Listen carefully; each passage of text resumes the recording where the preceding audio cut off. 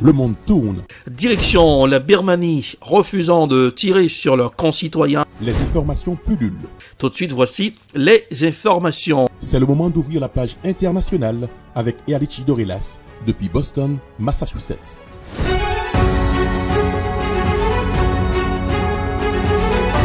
Mesdames, Messieurs, bonsoir et bienvenue dans la page internationale au grand journal du 14h. Depuis la capitale des grandes universités du monde, Boston, Massachusetts, Erlich Dorelas pour la présentation. Bonsoir Joël, bonsoir Rubens, bonsoir aux auditeurs de la radio évangélique Hosanna, 102.3 FM à Jacmel. Le litige entre l'UE et AstraZeneca se réglera devant les tribunaux. Le 26 avril, la Commission européenne a lancé une action en justice contre le laboratoire suédo-britannique. Il a reproché au groupe pharmaceutique de ne pas respecter les délais de livraison des vaccins stipulés dans le contrat préalablement signé entre les deux parties. Voici un reportage de le confrère de la RT.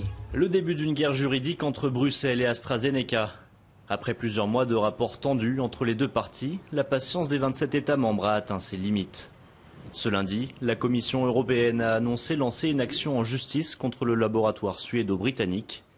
Elle pointe du doigt un non-respect des contrats de livraison des précieuses doses de sérum.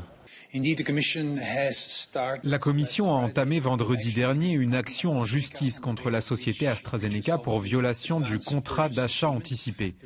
La raison de cette action est que les termes du contrat ou certains des termes du contrat n'ont pas été respectés et le groupe n'a pas été en mesure de proposer une stratégie fiable pour assurer la livraison des doses dans les délais. Ce qui nous importe dans ce cas, c'est que nous voulons nous assurer qu'il y a une livraison rapide d'un nombre suffisant de doses auxquelles les citoyens européens ont droit et qui ont été promises sur la base du contrat. Il faut dire que seule la livraison d'un quart des 120 millions de doses promises au premier trimestre par le groupe pharmaceutique a été assurée. Et le bilan du deuxième trimestre devrait également être largement insuffisant. AstraZeneca s'est de son côté justifié et affirme avoir, je cite, complètement respecté les contrats, jugeant ces poursuites judiciaires infondées. Les vaccins sont difficiles à fabriquer, comme l'ont montré les problèmes rencontrés par plusieurs groupes en Europe et dans le monde. Nous faisons des progrès pour relever les défis techniques et notre production s'améliore. Un litige autour duquel les deux parties semblent d'ores et déjà perdantes entre les retards accumulés de l'Europe dans sa stratégie vaccinale et l'image une fois de plus écornée du groupe AstraZeneca. Osama Ben Laden, icône du djihad, 10 ans après sa mort. Osama Ben Laden demeure une figure du djihadisme. Après une longue traque, le corps de l'auteur des attentats du 11 septembre 2001 a été jeté en pleine mer par les Américains, soucieux de ne pas lui offrir une sépulture. Voici un reportage signé TV5 Monde. Le cricket, c'est le sport roi au Pakistan. Mais le terrain de jeu de ces jeunes amateurs est unique. Sous leurs pieds, les ruines de ce qui fut la dernière demeure d'Oussama Ben Laden. Dans la nuit du 1er au 2 mai 2011, une unité d'élite des forces spéciales américaines mène un raid contre ce bâtiment d'Abbottabad dans le nord du pays, où se trouve la cache noircie à l'image du chef d'Al-Qaïda selon Washington, qui annonce sa mort quelques heures plus tard. La fin d'une traque qui aura duré 10 ans et une version à laquelle ici, certains ont toujours du mal à croire. S'ils avaient tué Oussama Ben Laden, ils auraient montré le corps au monde entier pour donner une leçon, pour montrer que quiconque s'oppose à eux ou résiste finira comme ça. Je ne peux pas le croire. Je n'étais pas là, mais je ne peux pas le croire. Si les photos du corps du cerveau des attentats du 11 septembre 2001 n'ont jamais été publiées, la nouvelle de sa disparition a été un véritable camouflet pour l'armée et les services de renseignement pakistanais. Le Pakistan a dû faire face à de nombreuses conséquences de la mort d'Oussama Ben Laden, et ce uniquement à cause de l'opération menée sur le sol pakistanais qui posait la question de la souveraineté dans le pays. L'opération nommée Geronimo est venue renforcer un sentiment anti-américain déjà bien présent au sein de la population, usée par la guerre contre le terrorisme que le Pakistan mène alors aux côtés des États-Unis depuis 2001. Surtout, l'extrémisme s'est propagé et les attaques se sont multipliées. Bien sûr, le groupe Al-Qaïda est beaucoup plus faible aujourd'hui, mais il est toujours présent dans la région. Et d'une certaine manière, il fournit les orientations stratégiques à de nombreux groupes, y compris aux talibans pakistanais. Et la branche d'Al-Qaïda du sous-continent indien est toujours active. Afin d'éviter que la planque de Ben Laden ne devienne lieu de pèlerinage, elle a été rasée 1 an après le raid américain. Installés dans le nord-ouest du pays, les talibans pakistanais affiliés à Al-Qaïda en ont été délogés par l'armée il y a près de 7 ans maintenant. Mais la menace est toujours présente.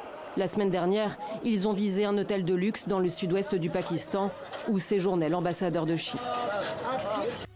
John Kerry aurait révélé des informations sur Israël à l'Iran. Le New York Times et le journal Iran International ont rapporté que l'ex-secrétaire d'État américain John Kerry aurait déclaré à Mohamed Javad Zarif, selon des enregistrements obtenus par ces médias, que Jérusalem avait mené au moins 200 attaques contre des cibles iraniennes en Syrie. Les rapports citent une conversation de 3 heures entre Zarif et un universitaire iranien, enregistrée dans le cadre d'un projet d'histoire et non destiné à être publié. Le porte-parole du département d'État américain, Ned Price, a déclaré aux journalistes lundi, lors d'un point de presse, qu'il ne fera aucun commentaire sur des documents prétendument divulgués et qu'il ne pouvait garantir l'authenticité ou l'exactitude de ceux-ci. Voici un reportage I24 News. C'est un enregistrement de plusieurs heures où la voix de Javad Zarif, ministre iranien des Affaires étrangères, est clairement reconnaissable. Plusieurs médias américains ont pu écouter la bande sonore. On y entend le chef de la diplomatie iranienne s'exprimer sur plusieurs sujets avant d'affirmer que John Kerry lui a transmis des données confidentielles concernant Israël. Dans l'enregistrement, Javad Zarif assure en effet avoir été choqué lorsque John Kerry lui a révélé que l'armée israélienne avait attaqué plus de 200 fois des cibles iraniennes sur le territoire syrien. John Kerry occupait alors le poste de secrétaire d'État sous l'administration de Barack Obama. Dans le cadre des discussions sur le nucléaire iranien, il était amené à s'entretenir régulièrement avec Javad Zarif. C'est à cette période que les données confidentielles sur Israël auraient été révélées. Aujourd'hui, John Kerry nie en bloc. Je peux vous dire que cette histoire et ces allégations sont sans équivoque fausses. Cela ne s'est jamais produit, que ce soit lorsque j'étais secrétaire d'État ou après. Javad Zarif tente quant à lui de minimiser les déclarations. Il faut dire que dans l'enregistrement, le chef de la diplomatie iranienne critique le rôle du général Qassem Soleimani dans la politique étrangère du pays. Aux États-Unis, John Kerry, qui fait maintenant partie de l'administration de Joe Biden, est vivement critiqué. C'est dégoûtant à plusieurs niveaux. Biden et Kerry doivent expliquer pourquoi John Kerry avertirait l'Iran, le sponsor numéro 1 du terrorisme, tout en poignardant l'un de nos plus grands partenaires, Israël, dans le dos. Suite à ces révélations, beaucoup demandent la démission de John Kerry, qui siège au Conseil de sécurité nationale en tant qu'envoyé présidentiel spécial pour le climat. Ce n'est pas la première fois que John Kerry est accusé de collusion avec Téhéran.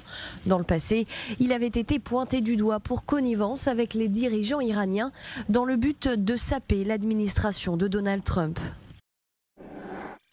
En Somalie, les habitants fuient des quartiers de la capitale Mogadiscio. Les habitants pris entre forces pro-gouvernementales et combattants pour opposition fuyaient mardi certains quartiers de la capitale somalienne, Mogadiscio, où les deux camps consolidaient leur position. 2 jours après les affrontements qui ont fait 3 morts, voici un reportage signé Africa News. Emporter le maximum d'affaires et fuir, loin des affrontements entre combattants pro-opposition et militaires somaliens. Dans certains quartiers de Mogadiscio, la capitale, la violence est encore montée d'un cran, ne laissant d'autre alternative aux habitants que de quitter leur maison et de partir se mettre à l'abri. Quand bien même certains auraient voulu rester, ils n'ont pas eu vraiment le choix. Je ne sais pas s'il s'agissait d'opposants au gouvernement ou de membres de l'armée. Mais des hommes en armes, vêtus d'uniformes militaires, sont venus chez nous à 2 h du matin. Ils nous ont dit de partir avec nos femmes et nos enfants. Le président somalien a décidé de prolonger son mandat de 2 ans. C'est ce qui a mis le feu aux poudres, dénonçant une prolongation inconstitutionnelle et un stratagème pour se maintenir au pouvoir. L'opposition s'est violemment révoltée. La population, elle, subit et supplie. Je m'adresse au président. S'il me voit ou m'entend, je veux lui dire que l'opposition veut qu'il quitte le pouvoir. Votre mandat a expiré. Vous devriez partir. Vous ne pouvez pas prolonger votre mandat pour 2 années supplémentaires.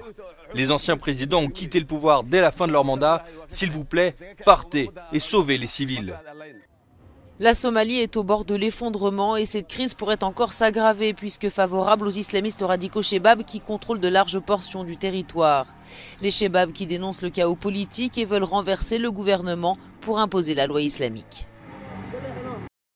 Pour finir, direction l'Israël, accusé d'apatride contre les Palestiniens par Human Rights Watch, l'organisation de défense des droits de l'homme Human Rights Watch, HRW, a qualifié mardi d'apatride la politique d'Israël à l'égard des Arabes sur son sol et des Palestiniens dans les territoires occupés, une accusation farouchement contestée par l'État hébreu.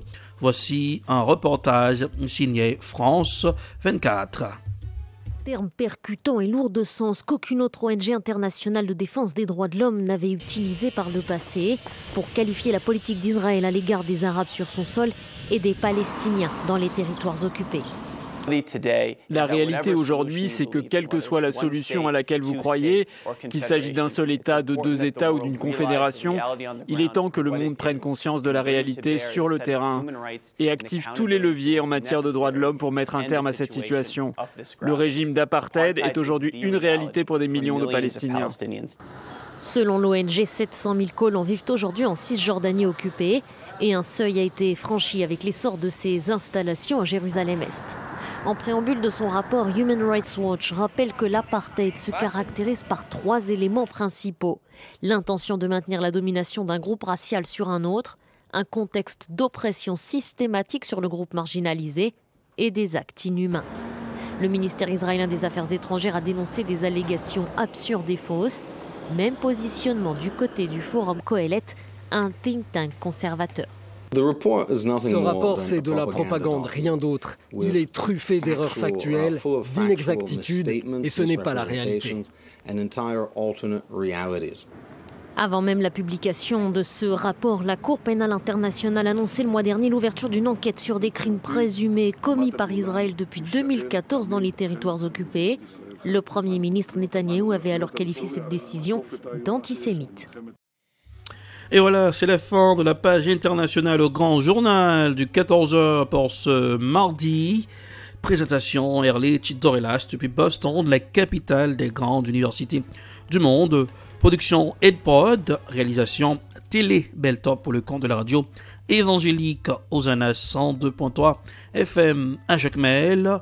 Repérage de température pour ce aujourd'hui. Boston 69 degrés Fahrenheit, 21 degrés Celsius. À Jacmel 83 degrés Fahrenheit, 28 degrés Celsius. Bonsoir Joannel, bonsoir Rubens, bonsoir aux auditeurs de la radio évangélique Hosanna 102.3 FM à Jacmel. Rendez-vous c'est pour demain. Gardez le sourire, ça rajeunit le visage. Bonsoir, à demain. C'était la page internationale avec Erlich Dorelas.